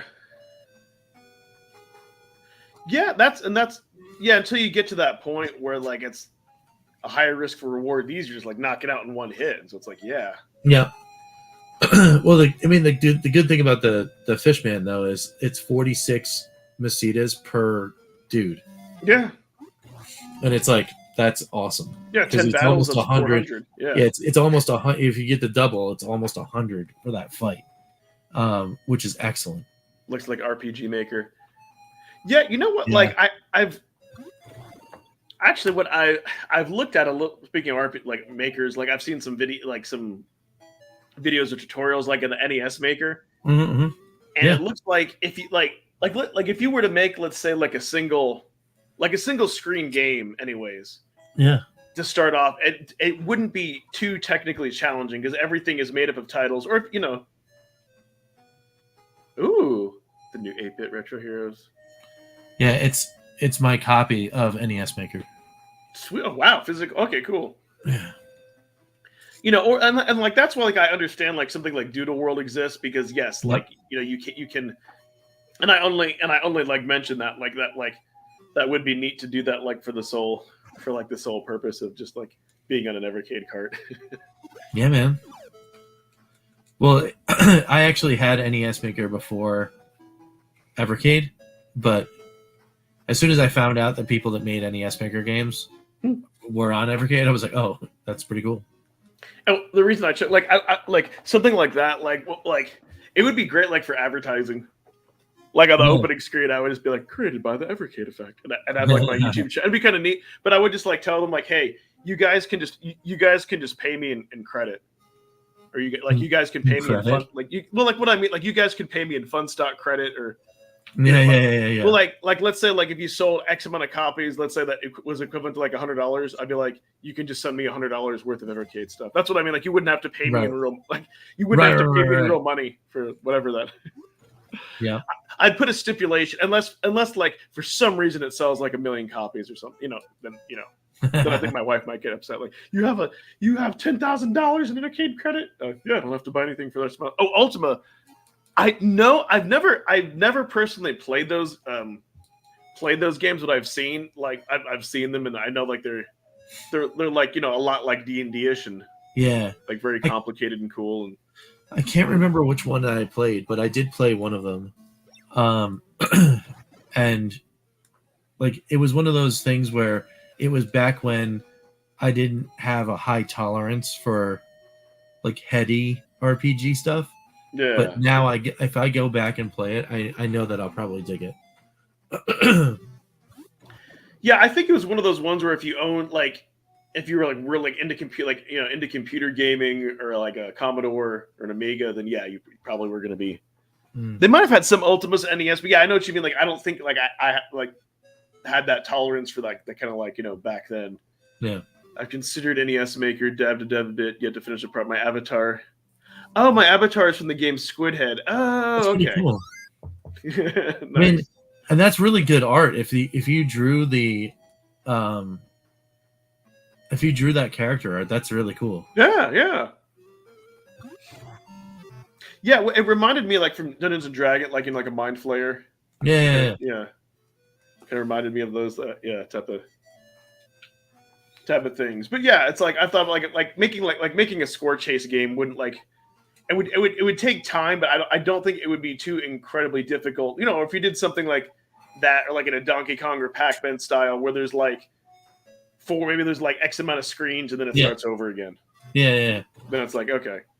Well, I remember in high school, I in True Basic, because I took that course. In True Basic, I recreated Air Sea Battle for the Macintosh. That was pretty cool. Oh, that's very cool. Oh, wow. Yeah, that's impressive, man. Yeah, no kidding. Yeah. No, I like that. Yeah. No, I was gonna say because, like, I don't know. At some point I need to. I need to get like Evercade Effect like shirts up. Like I don't even necessarily care about like making money off of them. Just like I want to have one for myself and man, be out there. But it's funny, like about T-Public, dude. You could just upload a design like right now and make a shirt. I know. I'm not sure what I would do, but like my wife was like, you should have like a real artist. Yeah. Like I don't know. Well, when we hit a Jen joke sometime. when we hit 500 for Karg, yeah. I'll make the controller logo Karg shirt. Yes, that'll be nice. I'll put that up on T-Public. See, or I've thought about just like putting up my logo, and I don't know. I want a shirt that's because that says like controls are king, but like spell it with a K. That's cool. I don't know because I say that, and I mean that like in a game like that, like to me, like if I look at the one, unless it's like an RPG where it doesn't really matter because you can play it with one hand because it's not real time. Sure. But like that's my most important thing is it's like I want to play a game with solid controls, and I know that if I die, it's my fault. That's all. You know what I mean? So yeah, no, definitely. No, I know we've like talked behind the scene. Like, there's definitely some other cool things we can do with Karg. But yeah, on my list of a million things. Although, what's interesting though is that like YouTube, like if you want to connect it to your YouTube, which is kind of cool to make it easier for people to see, then there's like only X amount of. I don't know if TeePublic is one of the. No, yeah, you got to find some other vendor. Yeah. Do some kind of other service or whatever. But the thing about TeePublic that I like though is like every like almost every other week they put all of their stuff on sale. Oh, nice. So like oh, a shirt it'll be like $20 normally, right? And then they'll run a sale where every classic T-shirt is like $13. Yeah, and yeah. then twice a year you can get it for under 10, and it's like, well, that's really cool. That's awesome. That's Savage. Cool. Yeah, but yeah, except I think Ed McMahon would hunt me down though. That would be the only problem. Yeah, like I couldn't use. Yeah, it would have to be something of his likeness, but like, not his face, and that would make it like pixel art or something like that. Yeah. That might be, because then it's just impressionist. That might be cool. Yeah. That would be neat. Yeah, no, that's what I was like. I was like, yeah. I was like, yeah, Gene Joke. If you wanted to do like a sketch or something of that, wouldn't hurt my feelings. Make a donate that to the channel to be put in a shirt. Like, it wouldn't hurt my feelings, but no obligation. But yeah, something like that would be pretty. It's like I can use Photoshop and stuff pretty well, but like actually like creating stuff from like scratch, like no. Oh man. Yeah, I'm not like an artist like in that, like. No, yeah, I'm like, drawing. I'm terrible.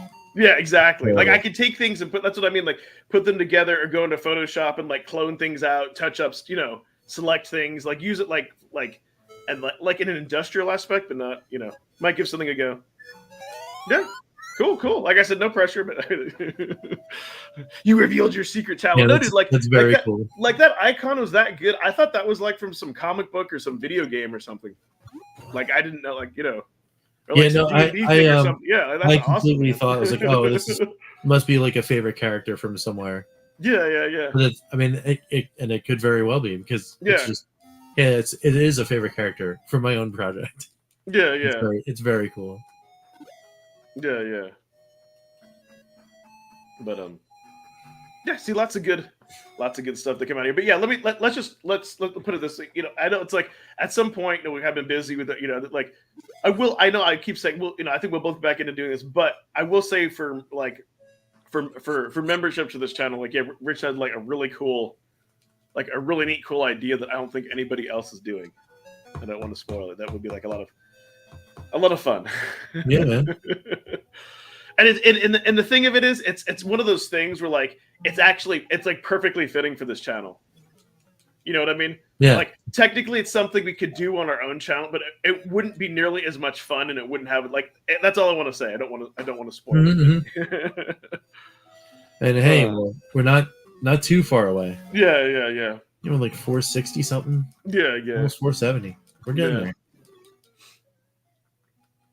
No, we will eventually, and like I keep saying, I think at some point we'll get back into throwing up a couple other videos and throwing some putting some fuel on the.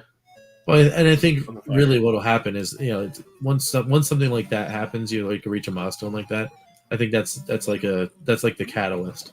It is. It is, man. I remember the pay where it seemed like first it seemed like to get my first 100 subs was like an eternity. But then that went by faster. But yeah, to get from 100 to 5, that was definitely a grind. That was that did take. And then after that, things do a little speed up like a little bit. Mm-hmm. And that's why, like, I think it was either. I think that's why it was either a Gene Joke or Phantom like asked about like doing like more, like live stuff, like some things for like a first impressions, and like live videos and all that. I love and fun, but like the YouTube algorithm doesn't like that as much. Right. Because it's kind of like it's kind of funny because like they preferably want people to join the live when you go live, if that makes sense. So stuff does get out there, but let's just say like if you were to put out a video, put out a video that maybe makes like let's say like 10,000 impressions, meaning like 10,000 people like actually like which if it is something like let's say like the Duke or something in the mainstream, but like something like this might only maybe gets like 1,000 or more. It doesn't. It's like it's a lot less. Let me just put it that way. Yeah. So I think that's why when you premiere videos, it's in the middle. Like I would like to do that, but then it's like and that's one of the things I always say. Like people who are sub to us, like you all always watch our stuff. It's just trying to get to the people outside like a small niche. Mm-hmm. That's kind of the thing that it doesn't always go to. So, but I mean, that's what I like to do both. But then again, you have like when you go live, you have people that just stumble in and find your channel, which is kind of neat and fun. Yeah. So yeah, that's why I think it's like if you kind of go to all mediums. That's why it's like we have like our stand. That's why it's like we have doing this live now, and then like you'll do other videos that aren't live, so that way people can kind of go in and find the live if they want to see more. Exactly. Yeah. So yeah, YouTube is funny. It's kind of funny like that. What they Yep. like what they want, what they don't. Especially sometimes like you'll get things that'll reference your video that aren't even video game related. I mean, I guess it's good, but sometimes they find their audiences and whatnot. But yeah, that's why like Mike Nintendo Power, I think he's like at 400 and something, so he's almost close to that milestone. That's very cool. But I feel his pain of like trying to get there. Right? Oh yeah. Yeah, it was always a grind. Yep. No, exactly, Ginger. Like that. It is. Because and that's like for me, it's taken me a while. But like the nice thing is now that Evercade's been out there, like when I go through and I look at like when people search, the most common thing that they type in is Evercade, which is kind of funny. Yeah. And that's why, and I'll see that it shows up, or when something like Duke comes out, it'll be Evercade Duke. So yeah, you're right.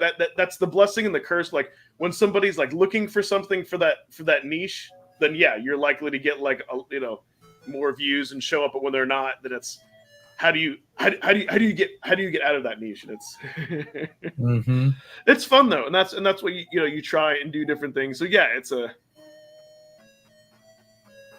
all good. But then that's also the nice thing too about with like when I say all of us, me, Rich, Pete, and Crow, is that this is our hobby. So like we don't have any pressure of I have to stir up this drama just so I can make X amount of money. Pretty much we can all just do whatever we want, which is nice. Right. And that's what, like being monetized. It gets out there. I guess YouTube has an incentive, so that helps a little bit. And it's it's a nice benefit. Not while we do it. I mean, that's why. But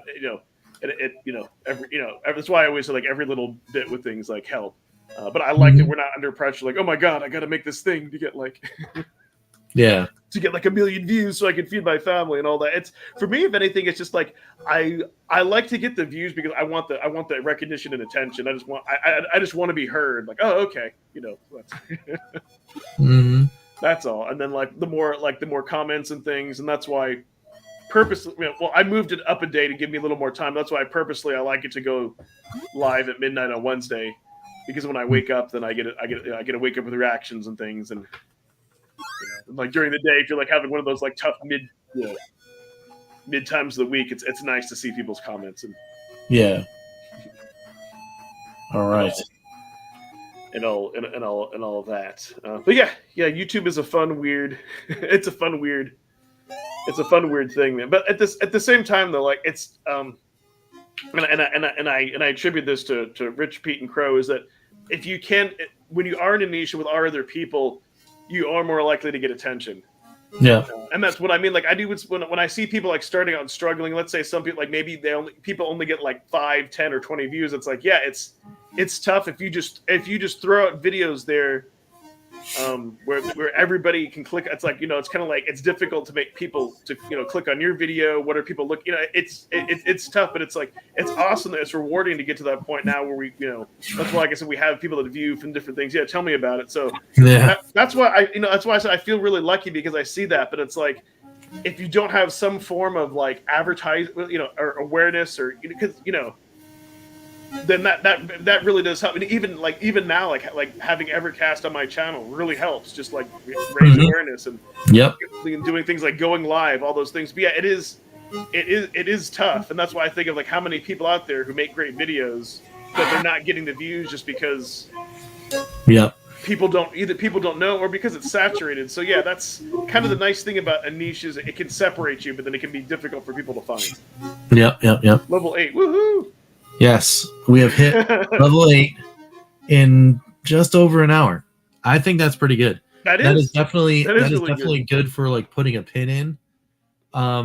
We're about 400 shy, Macedo wise, money wise, from getting the best weapon in the left-hand quadrant of the map. So that's going to be the next thing that I'll probably wind up going for. So then we're going to start doing, as we go in here, we'll do some wrap up. Let me hit these buttons first. Let me do these. These. Boop, boop, boop, boop, boop, boop, boop, boop. All right. So yeah. So what we're going to do is there'll be more single episodes coming out soon. And it's all of that beginning game stuff before I even hit Starfighter 76's awesome maps, which will be coming soon. And it's funny because Starfighters, I guess, is looking at my my X posts, because I see that they'll hit a like, or sometimes they'll they'll react or comment or whatever, which is awesome because those maps for Golden X Warrior, I don't think I'd be able to get through the game without them. Yeah. Like those were so good, and I can't wait to see what the Phantasy Star ones look like. I might actually do an episode of looking, like going to GameFAQs and getting all the maps. I might actually do like oh, here, look at this person's like really awesome work, and let's highlight it, and then I'll print them all out, and then we'll start using them. But we're almost there, because the next thing we have to do after I get the sword, I probably won't go back and try to get the shield, and then go over to the port town and get the armor. I mean, I will eventually, but I don't know if I'll do that right away, because I want to start building the party, because you can get 2 of the party members like that. Oh yeah. So, so that's probably what I'm doing. Like, I'll work up to that to get to maybe level 10, and then I'm going for Mayu, who's the little cat guy, and then Odin, because you need Mayu. So you need the pot to get Mayu, because the person that has Mayu wants a pot, and the guy that just randomly gives you one, that's what you have to give to this lady. And then she's like, "Do you want this cat thing?" And you're like, "Yeah, sure." And then and then you use. So Mayu has an ointment around its neck. So then you go back down to the cave, and then Odin's there. There's something wrong with Odin. I won't spoil it. And then you have to use Mayu to free Odin, which is, and then you have 3 characters. And then the next thing you can do is you need the passport, and you go to the you do the trip to the desert land, to get Noah, who's the wizard that your brother wants you to go get. And then you have your party. And you have to do a whole bunch of other things in order to get like the best weapons in the game, to then go to LASIK. And then when you find out where that is, it's just, again, it's kind of mind-blowing how beautifully simple this game really is. Yeah. And then that'll be cool. So, and oh man, thanks, man. Yeah, that was the Sega Master System 1 was the most fun I had putting one of those frames together, because when I had the vision of doing any of these things, the very first overlay, it was already in my head, and that was it. And I was like, yep, that's going to be the one. And I was heavily thinking that no matter what system I was going to play, that was always going to be my background. But then it didn't make any sense when I was playing like Super Nintendo or Intellivision or whatever, to have it be like the Sega Master System background. But yeah. So it looks the coolest, because it has like that grid, like it naturally works. Like, it's my favorite of the. Yeah, well, I made it so I'm playing in a box art. Yes, like that was it. So anyway, it is pushing past 11 p.m. here in the EST lands, so it is time for me to start thinking about final thoughts. So, well, I basically just did mine, because we're gonna be doing more Phantasy Star We're gonna be doing some more Polymega, and then of course, I don't know exactly how me and the Evercast is gonna work out this particular weekend. We've got a lot of pre-Easter activities with the kiddos. So like like the community egg hunt kind of things happening. So I may in fact be popping in from a field just to say hi. Yeah. But yeah, so I think that's what's going to happen there. But yeah, keep your eyes peeled on the channel, especially for more Phantasy Star, because now I've got the bug. Nice. So that's going to be fun. And also thank you, Phantom, for like actually having this happen, because without the game it wouldn't be happening. So thank you. Thanks so much. Like to say on PBS, and special thanks to viewers like you. That's right. Yes. That's right. GTC for the win. Ah. All right. Maybe think of that. Yeah, I guess for my play, well, technically tonight or tomorrow morning at midnight, that's when my Indie Heroes will go live. For those of you who aren't channel members, everyone else will get to watch it for the people live. So yeah, that'll be there. And then then maybe next week after, I may have to circle back to do Good Boy Galaxy because I haven't. And then at some point I will do the C64 update. But that's mainly what I'm going to be for Evercade wise. What I'm going to be playing. Very cool. And then I'm sure in 2 weeks we'll do another card. And I swear at some point we'll eventually get back to doing regular, like non-live content for this channel. Yep. We will. Yeah. So, yeah. Well, I've gotten I'm starting to get like the forward progress motion. So that's the other thing that's been happening on the channel. I don't know if you know this, but March is the month of Dew here on Bacon Ice Cream Productions over on our side. And it's been going. Like I've been actually getting to like, I don't know, the motivation and all that kind of stuff. And again, it's thanks to like people like Phantom and Lloyd and everybody else on the GTC. They're really been like, yeah, like it'll be cool, but whenever you can, just do it, just go. And I'm like, yes. So this month I just straight off. So it's fun. It's fun doing it. Oh yeah, I mean, thanks, man. Like this is the part that it's really awesome about doing this. It's the fact that people like yourself actually enjoy just hanging out and going on these journeys, because that's what makes it really fun. Because definitely it reminds me of back in the day when I'd be at my house in the Atari room, is what we called it, just chilling on the couch, and then like one of my friends would just randomly drop by, and then we would just be chilling and talking, and I'd be doing my grind just like we were doing. We have a complete conversation, and I would just be like in my little zone, and it was cool, and it was really cool. So yeah, way more of that to come, because it's Phantasy Star, and then we've got the Silver Star. Oh yeah. And then we'll probably play Miracle Wars after that. Yes. Right. One thing definitely we can guarantee, just like we did with Golden Axe Warrior, that whether it's either here or on Rich's channel, we'll do what we did like with the Final Dungeon. Yes. Definitely. Like we'll let you guys know. Like, hey, we'll do that live, and I'll 100%. And I'll be here because that way we want to make sure people don't miss out on that, because that was like the most fun part. And then Rich will have to update his members end screen again. So. I probably will. Yeah. I probably will. Isn't that the Bacon Ice Cream Production? Isn't that like the rule of your each time you do a completion quest, you have to update like with something from that game? Well, they've gotten a big tentpole thing, but I can't remember what the final screen is on Phantasy Star. I think it's pretty cool. Yeah. But I mean, the Golden Axe one was so epic. Well, you could always add to it. Like, you don't have to get rid of it. You could just Oh, that's true. Yeah, I could have like fade out.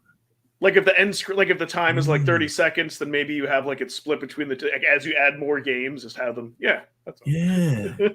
That's a good idea. Because I was thinking that too. Like, I kind of don't know if I want the Golden Axe Warrior to go away, because I love that in the music. But Yeah.